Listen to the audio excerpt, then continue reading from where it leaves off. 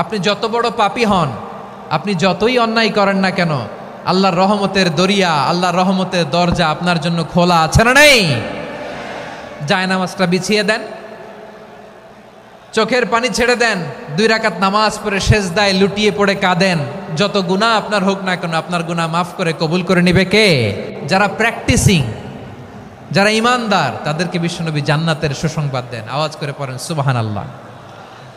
এজন্য রব্বুল আলামিন বিশ্বনবীর পরিচয় অন্য আয়াতে এভাবে তুলে ধরেন, ওয়ামা আরসালনাকা ইল্লা কাফাতান লিন্নাসি বাশীরাও ওয়া নাযীরা।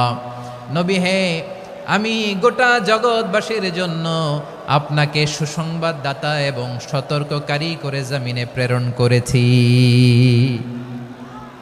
মুবাশশিরাম বিল জান্নাত, তিনি জান্নাতের সুসংবাদ দেন, তিনি আশা জাগান। নবীর কথা শুনলে মানুষ বুকে আশা ফিরে পায়। আমার নবী কাউকে হতাশ করেন না। হতাশা বিশ্বনবী ডিকশনারিতে নাই।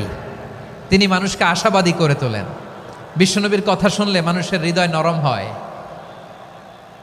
তারা আশা ফিরে পায়। বিশ্বনবীর মুখ নিঃসৃত পবিত্র প্রতিটি কথাই আশা জাগানিয়া। সুবহানাল্লাহ পড়েন। আপনি প্রিয় নবীর মুখ নিঃসৃত বাণীগুলো পড়েন, কথামালাগুলো শোনেন, দেখবেন আশা পাবেন, বুকে আশা পাবেন, ভালোবাসা পাবেন।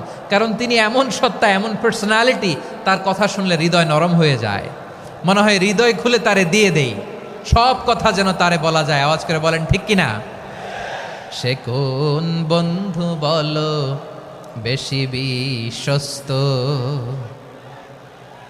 সে কোন বন্ধু বলো বেশি বিশ্বস্ত, কার কাছে মন খুলে দেয়া যায়, কার কাছে সব কথা বলা যায়, হওয়া যায় বেশি আশ্বস্ত। তার নাম